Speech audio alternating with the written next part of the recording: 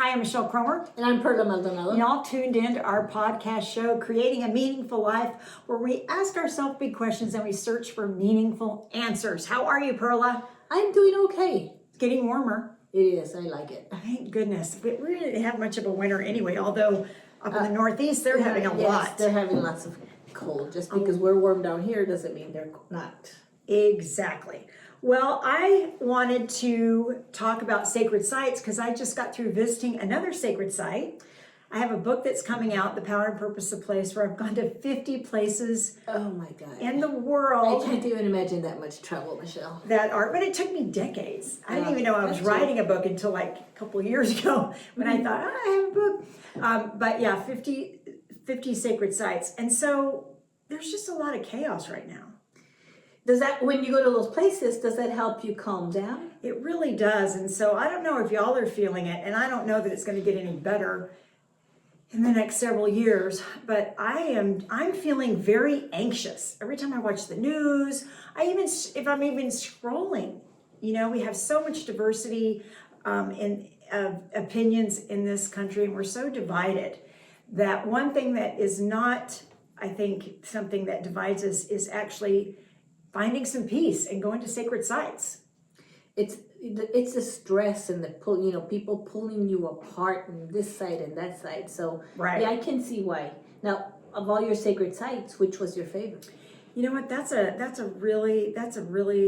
I usually say it's the one I'm in, but each one. It seems like each one has its own theme. Like Tibet was about compassion, and Machu Picchu was about healing, and so on and so forth.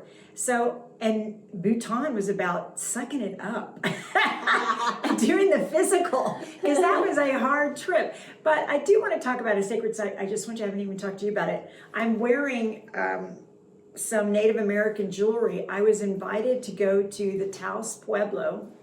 That's what New Mexico calls their reservations Pueblo, by a dear friend of mine, Dean, whose family has been on the Taos Pueblo 1,000 years. Wow. 1,000 years. And I was driving up there, and I don't like to listen to my tunes. I'm by myself in the car, and I'm going through this beautiful, I'm very connected to New Mexico, as you know. We both are. It's at the end of our streets. Yes, yes. I mean, we're in a place where we're filming this, where we live. We can see 3 states and 2 countries, the state of Chihuahua, the state of Texas, the state of New Mexico, and of course Mexico and Texas and the United States. So that's why I live here. I just love this area, but New Mexico particularly. They don't call it the land of enchantment for nothing. So as I was driving up through the beautiful northern New Mexico, and I was thinking about, I'm going to be on sacred ground soon, I realized I could step out of I could go to the Starbucks and I would be on sacred ground. There's just really something so unique and powerful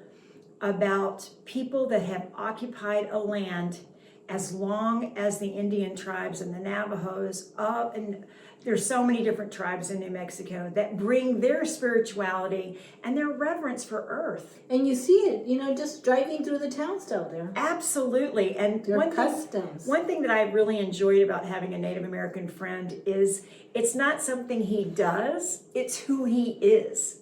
And everything, he has a Native American shop, it's all Native American artists, and he really supports that community. So he took me to the Pueblo and he was showing me around, and it's a World Heritage Site, so anybody can go. But there's certain sections that white people can't go, or you couldn't go. It's just for Native Americans, which I kind of like. But then there was this gigantic, I don't know if y'all know what a kiva looks like. It's just this round built, structure that you don't think anything about, but you go down the stairs and you're in this gigantic meeting space. A dean told me that a medicine man had been down there a year and a half. Oh, wow. Learning the trade, a year and a half.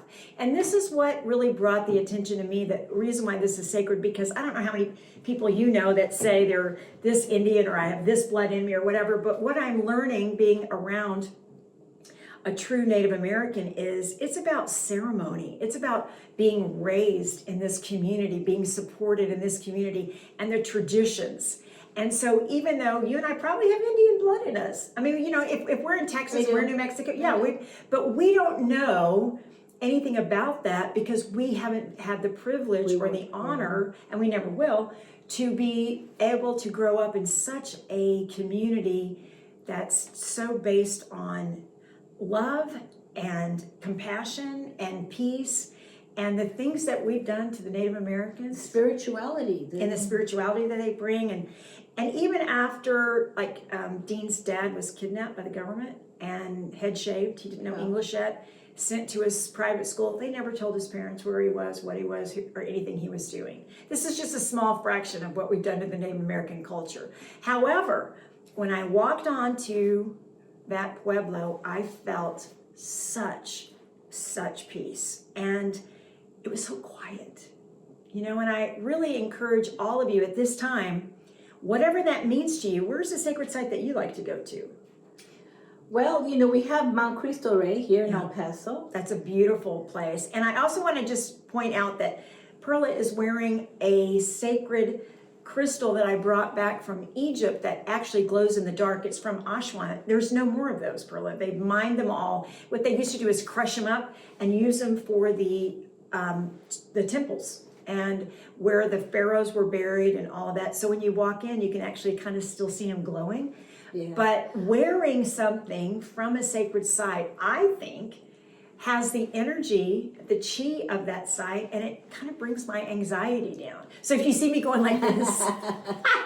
Well, I really appreciate, this is beautiful. It's green. I don't know if you could see it, but in the daytime, it absorbs the light, and at night it glows. Yeah, so it's a really interesting piece. So that might be interesting to you. I know that I bought some things when I was on the Pueblo, and that I just wanted to bring, I always try to do that because I also like to support the community that I happen to be visiting, because it's very, they rely a lot on tourists. So whatever sacred means to you, it could be a temple, it could be a mosque, it could be a hike. We were told that the Southwest New Mexico is full of sacred sites. There's lots of portals and that's sites. Such a good point. There's a very thin line. There's a very thin veil in this part of the country. Y'all come see us. We'll take you. But we've had a podcast about Chimaya, about the Loreto Chapel in Santa Fe. Santa Fe is just bursting with all kinds of portals and sacred sites. In and of itself, it's just absolutely just full of so many places to go that speak to you. And maybe it's just outside for a walk becomes a sacred site for you. Just getting out, I think it's important. The part of it is the journey to get to it. Maybe that's just down the street or up the mountain or over to the lake or at the ocean. There's nothing more sacred than walking down the ocean.